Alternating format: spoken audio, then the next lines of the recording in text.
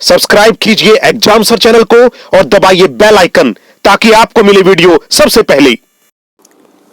क्यों डरे कि जिंदगी में क्या होगा, क्यों डरे कि जिंदगी में क्या होगा, हर वक्त क्यों सोचे कि बुरा होगा। बहुत सारे विद्यार्थी सोचते मैं नहीं कर पाऊंगा, मुझसे नहीं होगा। हर वक्त क्यों सोचे कि बुरा होगा। बढ़ते रहो बस मंजिलों की ओर, बढ़ते रहो बस मंजिलों की ओर। हमें कुछ मिले या ना मिले, तजुर्बा तो नया होगा, तजुर्बा तो नया होगा। प्यारे विद्यार्थियों, एक बार फिर से आप सभी का स्वागत है आपके अपने चैनल एग्जाम सर में। तो आज लास्ट के वीक के 3 डेज, थर्सडे, फ्राइडे, सैटरडे, और अब बारी है इतिहास की। आज हम आप पहुंचे हैं इतिहास के चैप्टर नंबर 24 और गागर में सागर सीरीज के आज भी इतने जबरदस्त क्वेश्चन आपके छांट करके लेकर के आए हैं जिनके पेपर में आने की संभावना बहुत ज्यादा है। तो प्यारे विद्यार्थियों, समय खराब न करते हुए शुरू करते हैं आपके अपने मनपसंद और भरोसेमंद चैनल एग्जाम सर पर आज की टेस्ट सीरीज गागर में सागर। किसने कहा था कि अंग्रेज कांग्रेस का टूल के रूप में इस्तेमाल करते थे? तो ये तो उनका एक टूल था, जहां मन किया जैसा मन किया अपने पक्ष में उसका इस्तेमाल कर लिया करते थे कांग्रेस का। ये किसने कहा था? तो प्यारे विद्यार्थियों, ये कहा था आरसी दत्त ने। नोट कीजिएगा, आरसी दत्त। किसने कहा था कि कांग्रेस अंग्रेजों का प्रतिनिधित्व करने वाली संस्था थी? क्योंकि कांग्रेस तो अंग्रेजों का ही प्रतिनिधित्व करती थी, अंग्रेजों की कही हुई बात को ही आगे डिलीवर करती थी। यह किसने कहा था? तो प्यारे विद्यार्थियों, उनका नाम था लाला लाजपत राय। लाला लाजपत राय। क्वेश्चन नंबर 578, किसने कहा था कि भारतीयों ने A.O. ह्यूम, जो कांग्रेस के संस्थापक थे, का लाइटनिंग कंडक्टर की तरह इस्तेमाल किया? लाइटनिंग कंडक्टर जानते हैं ना, कि जो आसमानी बिजली के प्रभाव से मकान को बचाता है, उसे बोलते हैं लाइटनिंग कंडक्टर। तो किसने कहा था कि भारतीयों ने A.U. ह्यूम का लाइटनिंग कंडक्टर की तरह इस्तेमाल किया कि वो अंग्रेजों की आसमानी बिजली हमारे ऊपर न गिरे, A.U. ह्यूम उसको संभाल ले? तो प्यारे विद्यार्थियों, यह कहा था विपिन चंद्रा ने, विपिन चंद्रा। क्वेश्चन नंबर 579, किसने कहा था कि कांग्रेस में सत्ता के लालची लोग बैठे हैं? तो प्यारे विद्यार्थियों, यह कहा था विक्रम चंद्र चटर्जी ने कि कांग्रेस के अंदर सत्ता के लालची लोग बैठे हैं। क्वेश्चन नंबर 580, मराठी में केसरी पेपर किसने छापा? देखिए, केसरी पेपर 2 लैंग्वेज में छपता था, एक मराठी में और इंग्लिश में। तो आपको यह बताना है कि यह पेपर कौन छापते थे? तो प्यारे विद्यार्थियों, उनका नाम था Bal Gangadhar Tilak, very famous name.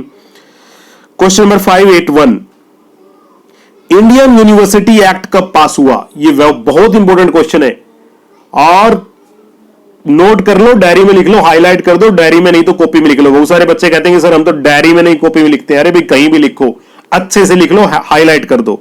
तो इंडियन यूनिवर्सिटी एक्ट कब पास हुआ? तो प्यारे विद्यार्थियों, 1904 यानी 1904 ईस्वी में। नोट कीजिएगा, 1904।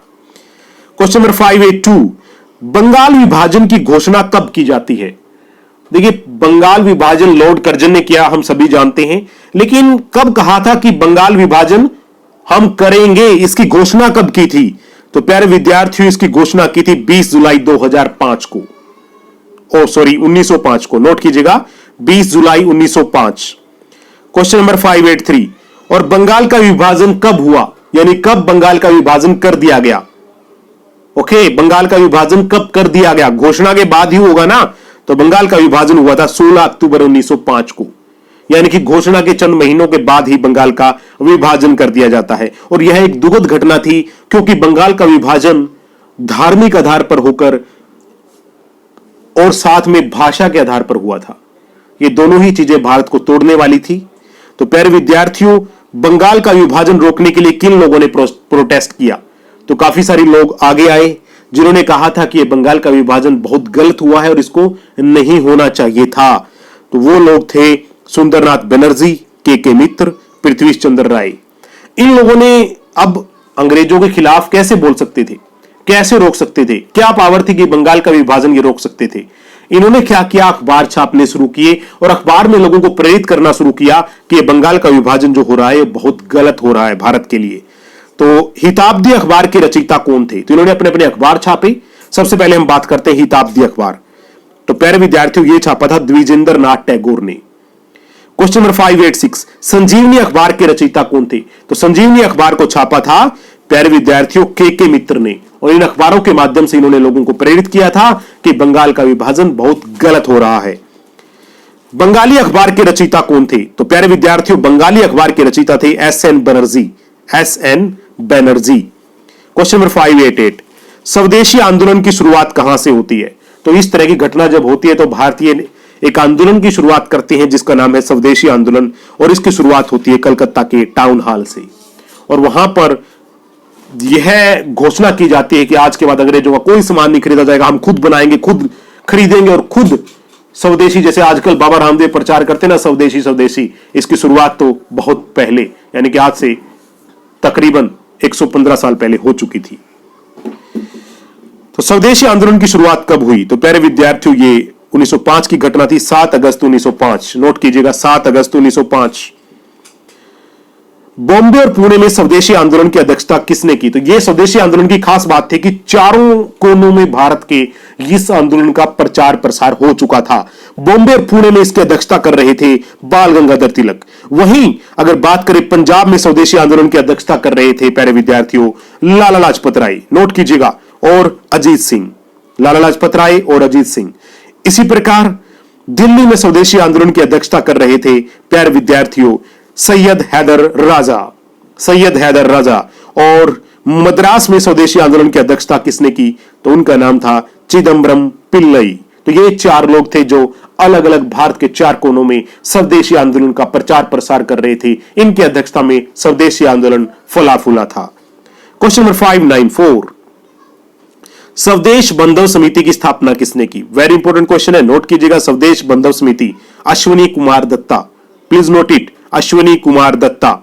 क्वेश्चन नंबर 595, स्वदेशी आंदोलन के दौरान आत्मशक्ति पर बल देने के लिए किसने कहा था कि सेल्फ रिलायंस पर बल दीजिए, आत्मशक्ति पर बल दीजिए? तो उनका नाम था रविंद्रनाथ टैगोर। कुछ लोग ऐसे थे स्वदेशी आंदोलन में जो अपनी कला के बल पर, अपने गायन के बल पर लोगों को स्वदेशी आंदोलन के लिए प्रेरित कर रहे थे। रविंद्रनाथ टैगोर भी उनमें से एक थे। क्वेश्चन नंबर 596, स्वदेशी आंदोलन के दौरान बंगाल नेशनल कॉलेज की स्थापना किसने की?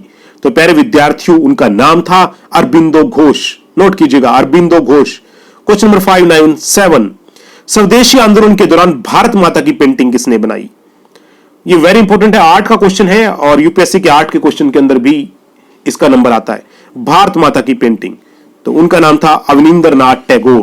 क्वेश्चन नंबर 598, स्वदेशी आंदोलन के दौरान विक्टोरिया की जगह भारतीय कला को तवज्जो किसने दी? विक्टोरिया कला की जगह भारतीय कला को तवज्जो देने वाले स्वदेशी आंदोलन में कौन थे? तो उनका नाम था नंदलाल बोस, प्रमुख चित्रकार थे और उन्होंने कहा था विक्टोरिया की जगह मैं भारतीय कला को तवज्जो दूंगा।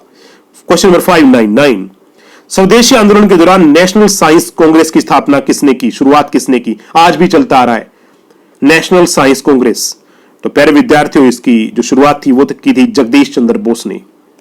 क्वेश्चन नंबर 600, स्वदेशी आंदोलन के दौरान बंगाल केमिकल की शुरुआत किसने की? क्योंकि अलग अलग जगह पर किसी ने कॉलेज खोला, किसी ने नेशनल साइंस कांग्रेस की शुरुआत की, किसी ने बंगाल केमिकल, इस प्रकार से अलग अलग जगह भारतीय जो संस्थाएं थी उनकी स्थापना की गई। तो बंगाल केमिकल की शुरुआत करने वाले शख्स थे प्रफुल्ल चंद्र रे।